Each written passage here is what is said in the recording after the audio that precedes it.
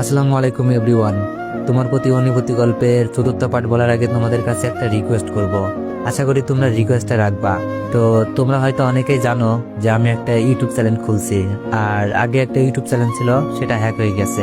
তো যারা যারা আমার ইউটিউব চ্যানেলটা এখনো সাবস্ক্রাইব করেন নাই, আমার টিকটকে আমার ইউটিউব চ্যানেলের লিঙ্ক দেওয়া আছে, ওখানে গিয়ে সাবস্ক্রাইব করে দিয়েন। আর ইউটিউবে গিয়ে ভয়েস অফ দীপু অফিসিয়াল লিখলেই আমার ইউটিউব চ্যানেলটি পেয়ে যাবেন। তো চলুন বেশি কথা না বলে গল্প শুরু করা যাক। রিমির থেকে ফোনটা সে ভাবির নাম্বারে ফোন দিই, কিন্তু ফোন রিসিভ করলো ভাইয়া। ভাইয়ার কণ্ঠ শুনেই সাথে সাথে কেটে দিলাম। রিমি বলল, কি হলো, রিসিভ করে নাই? আমি মন খারাপ করে বললাম, করছে কিন্তু ভাইয়া। রিমি বলল, ও তাহলে আমাকে দাও ফোনটা। রিমি মোবাইলটা নিয়ে আবার ফোন দিল, আবারও ভাইয়া ধরছে। রিমি বলল, হ্যালো আসসালামু আলাইকুম। ভাইয়া বলল, ওয়ালাইকুম আসসালাম। আপনি কে? আমি রিমি। আশা কই? আমি আশার ফ্রেন্ড। ভাবির নামটা রিমিকে বলেছিলাম। ভাইয়া বলল, ও আচ্ছা, একটু অপেক্ষা করুন, আমি দিচ্ছি। হ্যালো আসসালামু আলাইকুম। ভাবির কণ্ঠ পেয়ে আমার কাছে রিমি ফোনটা দিয়ে দিল। মুহূর্তে চোখ থেকে পানি বেরিয়ে আসলো। আমি বললাম, কেমন আছো ভাবি? অনেক। তুমি কোথায় এখন? তোমার মোবাইল বন্ধ কেন, কি হয়েছে? ভাবির কণ্ঠ জড়িয়ে যাচ্ছে, মনে হয় কান্না করে দিবে। আমি বললাম, ভাবি, কাল আমি অ্যাক্সিডেন্ট করে পাটা ভেঙে যাই, সাথে আমার মোবাইলটাও ভেঙে যায়, তাই কথা বলতে পারি নাই। ভাবি বলল, কি বলো এসব, কিভাবে, কি হলো? এখন তুমি কোথায়? আমি বললাম, ভাবি, আমি এখন একজনের আশ্রয়কারিনীর বাসায় আছি, যিনি আমার এমন বিপদে পাশে এসে দাঁড়িয়েছেন। অনেক ভালো ওরা, ওনার মেয়ের ফোন দিয়েই কথা বলছি।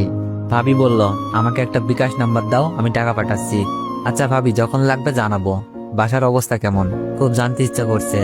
আগের মতো হাসি খুশি আছে, নাকি আমার আসার সাথে সব চলে গেছে?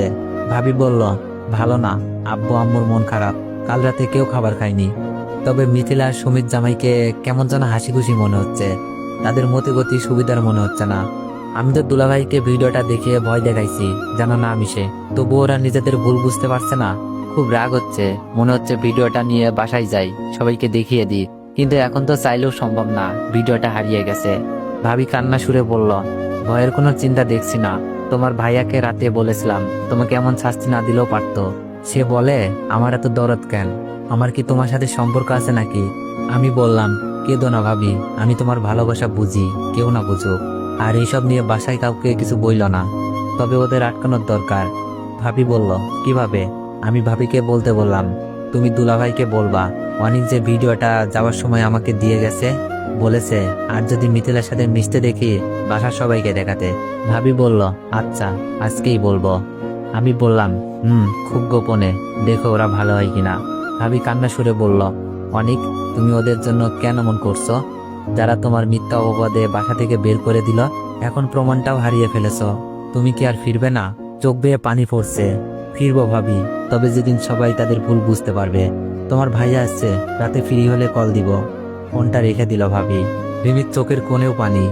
রিমি বলল, অনেক, আপনি কি মানুষ? আমি বললাম, কেন? রিমি বলল, যে আপনার বাসা ছাড়া করলো, মিথ্যা অপবাদ দিল, তার জন্য এত ভাবছেন? মনে রাখবেন, এই দুনিয়ায় কেউ কারোর জন্য অতটা ত্যাগ স্বীকার করে না। আমি বললাম, তাহলে আপনারা কেন করছেন?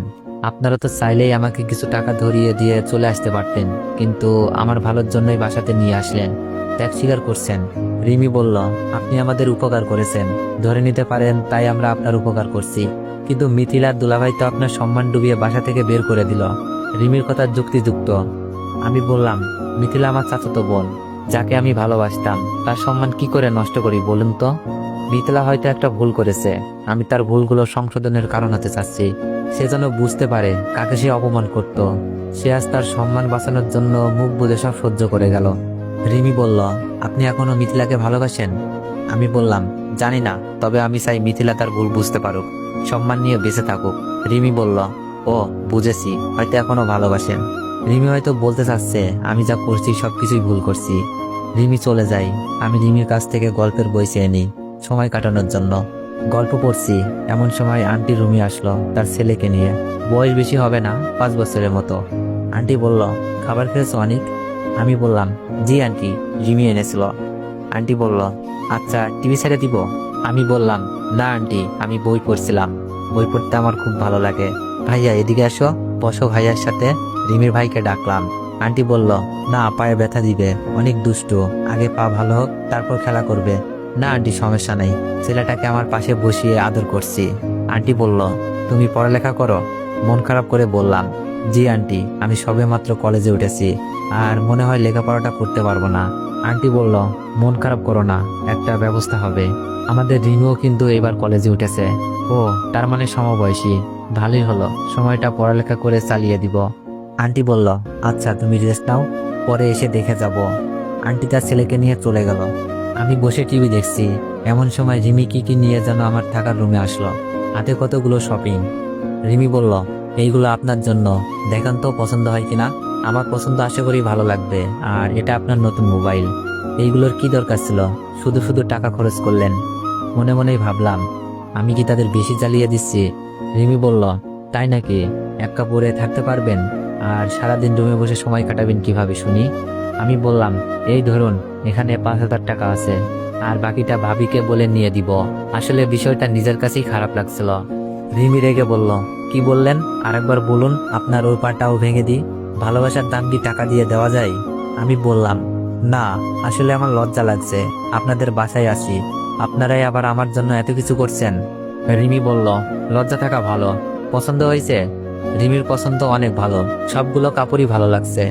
আমি বললাম, আপনার পছন্দ অনেক ভালো, আর ধন্যবাদ। রিমি বলল, কেন? আমি বললাম, এগুলোর ভীষণ প্রয়োজন ছিল। রিমি মুখ ভেঙচি দিয়ে বলল, ওই সময় তো এগুলোর কি দরকার ছিল বললেন।